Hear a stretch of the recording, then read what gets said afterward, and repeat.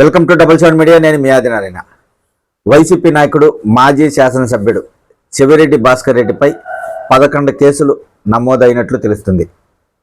ఇటీవల కాలంలో గత కొన్ని రోజుల క్రితం ఒక బాలికపై యువకులు అఘాయిత్యానికి పాల్పడ్డారని ఒక సంఘటన వెలుగులోకి రావడంతో దానిపై చెవిరెడ్డి భాస్కర్ రెడ్డి బాలికపై అఘాయిత్యం జరగకపోయినా జరిగినట్లు మాట్లాడడం జరిగింది.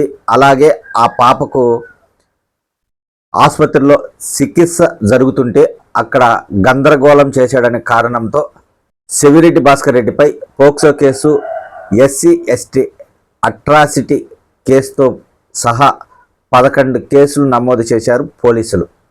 కూటమి ప్రభుత్వం అధికారంలోకి వచ్చాక వైసీపీ నాయకులపై కేసులు పెట్టడానికి ఏమాత్రం వెనకాడడం లేదని ఈ విషయాన్ని బట్టి చూస్తే తెలుస్తుంది. ఎందుకంటే ఒక బాలికకు సంబంధించి పోక్సో కేసు నమోదు చేయడం అనేది ఒక నాయకునిపై అది చిన్న విషయం కాదు. ఎందుకంటే మైనర్ బాలికలపై అత్యాచారం జరిగితేనే పోక్సో కేసులు నమోదు చేస్తారు. అలాంటిది ఒక బాలిక గురించి మాట్లాడారని వైసీపీ నాయకుడు చెవిరెడ్డి భాస్కర్ రెడ్డిపై పోక్సో కేసు నమోదు చేశారు పోలీసులు.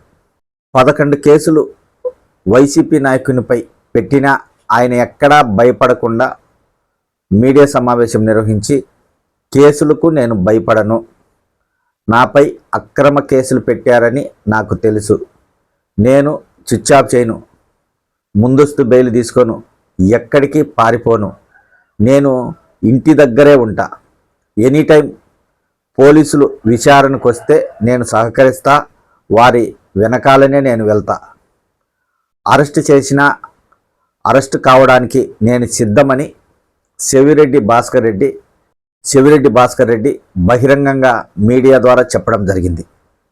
కూటమి ప్రభుత్వం అధికారంలోకి వచ్చి 5 నెలలు దాటింది.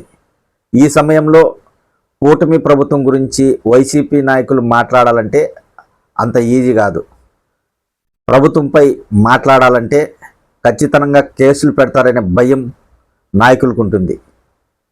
అలాంటి ఈ సమయంలో చెవిరెడ్డి భాస్కర్ రెడ్డి ఎలాంటి భయభ్రాంతులకు అంటే కేసులు పెట్టారనే భయం లేకుండా ఆయన నేను ఈ కేసులను ఎదుర్కొంటాను, నా పైన POCSO case, SC ST atrocity కేసుతో సహా 11 కేసులు నమోదు ఎలా చేస్తారో నేను న్యాయపరంగా పోరాడతానని ఆయన చెప్పడం జరిగింది.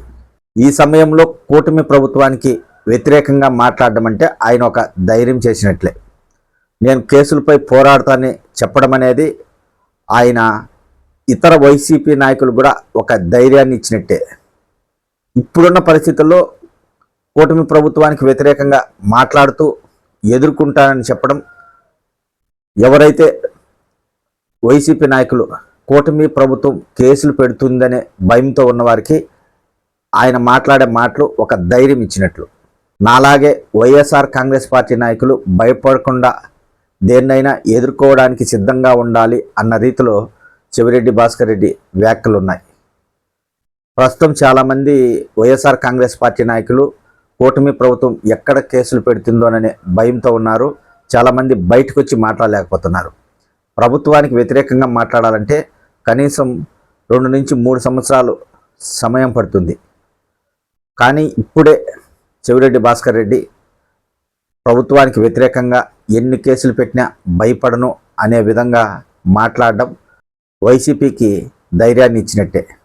మరి రాబోయే రోజుల్లో వైఎస్ఆర్ కాంగ్రెస్ పార్టీ నాయకులు చెవిరెడ్డి భాస్కర్ రెడ్డి లాగా ధైర్యంగా నిలబడి కూటమి ప్రభుత్వం కేసులు పెట్టినా ఎదుర్కొని పోరాడతారా, లేదంటే మరో 2-3 ఏళ్ల పాటు ఏం మాట్లాడకుండా ప్రభుత్వాన్ని విమర్శించకుండా అలాగే ఉంటూ తర్వాత మాట్లాడతారా అనేది తెలియాల్సి ఉంది.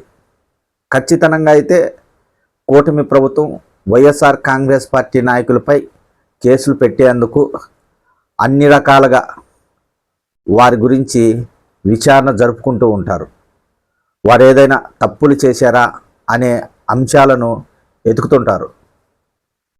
కేసులు పెట్టాలనే ఉద్దేశంతోనే ప్రభుత్వం ఉంటుంది, కూటమి పెద్దలు ఉంటారు. వైఎస్ఆర్ కాంగ్రెస్ పార్టీ రాబోయే రోజుల్లో బలంగా మళ్ళీ పార్టీ బలోపేతం కావాలంటే ఖచ్చితంగా నాయకులు ప్రభుత్వానికి వ్యతిరేకంగా పోరాడవలసి ఉంటుంది. మరి నాయకులు రాబోయే రోజుల్లో చెవిరెడ్డి భాస్కర్ రెడ్డి మాదిరి ధైర్యంగా ఎదుర్కొంటారా, లేదంటే ఏం మాట్లాడకుండా పార్టీకి దూరంగా ఉంటూ తీరా ఎలక్షన్ వచ్చే సమయంలో పార్టీ కోసం మళ్ళీ మాట్లాడతారా అనేది తెలియాల్సి ఉంది.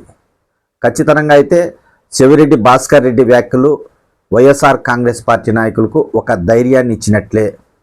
మనం ఏది జరిగినా ధైర్యంగా ఎదుర్కోవాలి, భయపడవద్దు, భయపడితే బెదిరిస్తారు, ఇంకా కేసులు పెడతారు. మనం ఎప్పుడైతే ఎదుర్కొంటామో అప్పుడు మన పార్టీని మనం కాపాడుకుంటాం అనే దిశలో భాస్కర్ రెడ్డి వ్యాఖ్యలున్నాయి. ఆయనపై కేసులు గతంలో కూడా చాలా పెట్టారు. 2014 నుంచి 19 వరకు తెలుగుదేశం పార్టీ అధికారంలో ఉన్నప్పుడు చెవిరెడ్డి భాస్కర్ రెడ్డిపై చాలా కేసులు పెట్టారు. అయినా ఆయన భయపడలేదు. అప్పుడు అదే విధంగా ఉన్నారు, ఇప్పుడు ఇదే విధంగా ఉన్నారు. ఇదైతే ఖచ్చితంగా వైఎస్ఆర్ కాంగ్రెస్ పార్టీ నాయకులకు ఒక ధైర్యం ఇచ్చేలా చెవిరెడ్డి భాస్కర్ రెడ్డి మాట్లాడారని చెప్పవచ్చు.